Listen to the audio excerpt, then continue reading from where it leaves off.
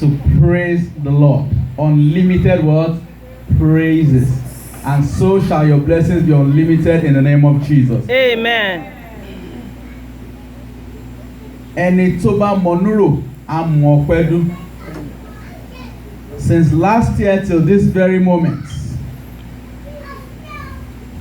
àrá ti sán, atẹ́gùn ti fẹ́, ìjì ti jà.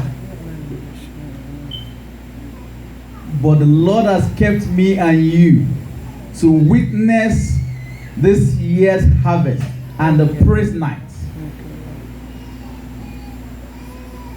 Is somebody grateful to the Lord for this? Yes. Can I hear that with a loud hallelujah? Hallelujah. Please don't be in a rush, because in the presence of the Lord there's fullness of joy. Our choir and the invited guests, they will be singing and praising God in all languages. Please relax and enjoy. And after the whole thing, there is merriment, food, rice and soup, very plenty. Hallelujah. I will dance like David danced. So I want to see people that will dance like David danced tonight. People that appreciate what God has done in their lives since last year till this very moment. You might not know, because you've not visited the mortuary in the recent times. You've not visited the hospital bed in recent times. You've not visited prison yard. There are some people, there was one time Obama went to the prison and they were like, they released some men out of parole, on parole, they released them. You know what he said there? He said, these people, some of them are there for the same kind of thing he has done, but he escaped it. Some of them are just what? Unfortunate. A lot of crime that we commit, but we are just what? Fortunate. Hallelujah. Hallelujah. We are just what? Fortunate. Some days back, even in Abington yesterday, some policemen were shot down.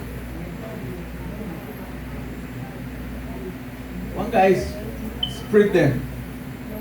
He came on the rampage and the police came around and he opened fire on them. One man was inside his own house. The bullet went to him.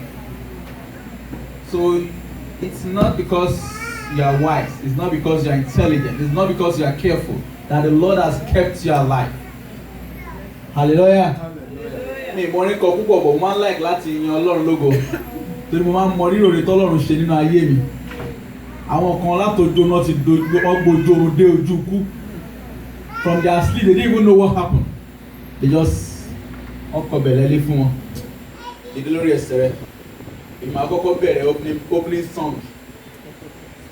Sórí pẹ́ ṣe àánú yẹn dúró. Ẹ jẹ́ gbèlè mi ní voice tó solid.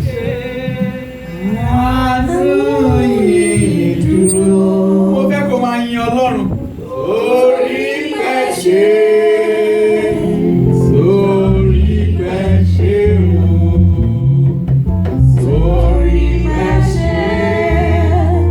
Àánú yẹn dúró. Ó wò ó pé bóyá torí pé wọn kò níṣẹ́ ò lè kọrin, ó kọ́ lọ́wọ́ drive àbí. Hallelujah. Ó wò ó pé bóyá torí pé ò níṣẹ́ ò wá lè kọrin, ò lè yin Ọlọ́run lógo. Tí ò bá yí ẹ dáadáa, orin kan tó sọ wípé àrá sán.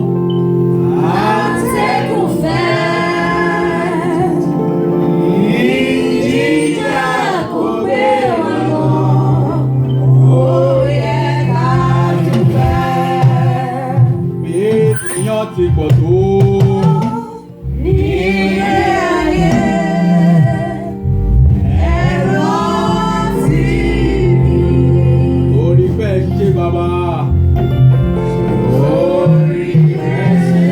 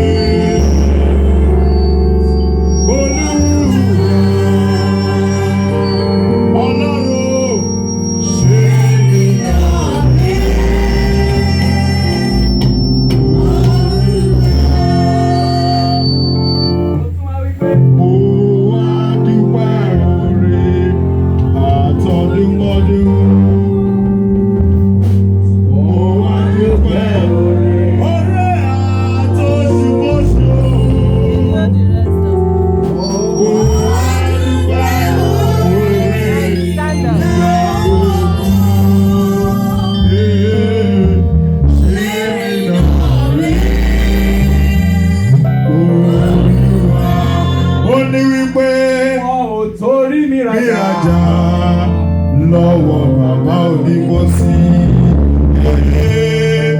Mo dúpẹ́ òfin Olúwa. Mo dúpẹ́ òfin Olúwa. Mo dúpẹ́ òfin Olúwa. Mo ò torí mi rajà lọ́wọ́ bàbá òní. Mo sì yóò mo dúpẹ́ òfin. Ó tún wá rí pé lónìí mo sàn. Fọ́ọ̀mà òtún.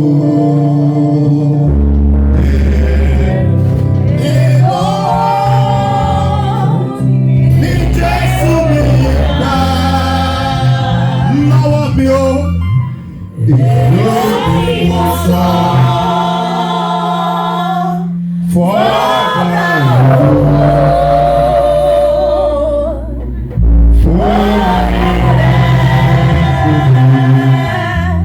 lórí Ẹ ṣe ibi ibi tẹ́ ti bẹ̀rẹ̀ alágbára gíga o. Ẹ ṣe ibi tẹ́ bàdé. Bí báwo wájú bí mo wẹ̀yìn o. Àdúgbò bàbá mi ibi tẹ́. Hallelujah. Hallelujah. Because you have praised God tonight, every situation that is holding you down, the Lord will send His angels to release you in the name of Jesus. Nítorí pé ẹ dúpẹ́ ibi tó ti bẹ̀rẹ̀, ẹ dúpẹ́ ibi tó parí ẹ̀rẹ̀ tó ń dúpẹ́ ibi tó tún mú yín. I said this year you will have divine peace in the name of Jesus. The prophecies that have been delayed in your life, they will come to fruition in the name of Jesus. This is just the beginning. Your testimony will open the mouths of your enemies.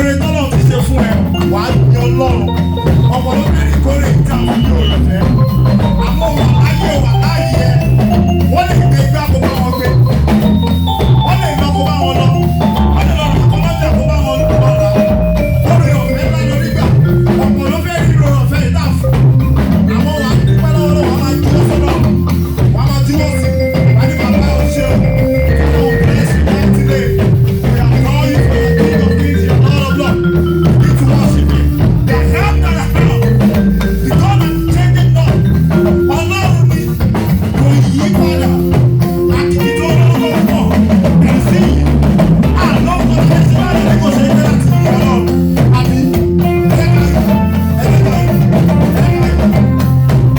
tó bá ti lè yí tó bá lè yí ní Yorùbá yí tó bá lè yí ní èdè Gẹ̀ẹ́sì yí tó bá lè sọ Spanish sọ kò sí lè tó kọ just worship God from your heart ọba tá a kọ́ bẹ́ẹ̀ ọlọ́kẹ́.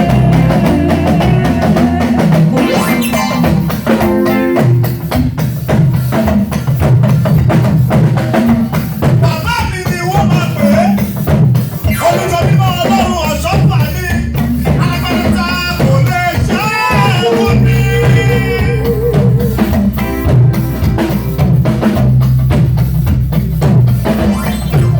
Ìjọba ẹ̀rọ̀dù omi yẹ́yẹ́. Máa jọba lọ, Olúwa, Olúwa.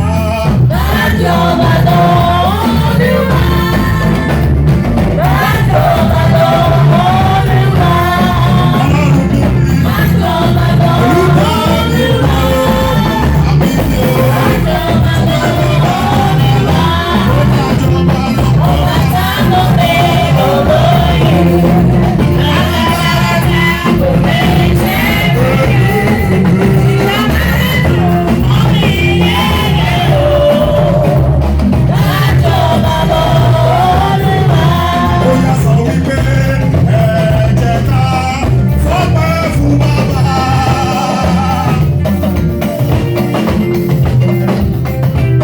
Jèhófà Olódùmarè ẹlẹ́dàá ọ̀run ayé tó dá wa sí òní. Olùdá ọ̀run méje àti ilẹ̀ méje pẹ̀lú Olúwa tí ó ṣùgbà tí tọmọ lẹ́yìn ọ̀la. Èkó ló jẹ́ fún gbogbo ẹ̀dá.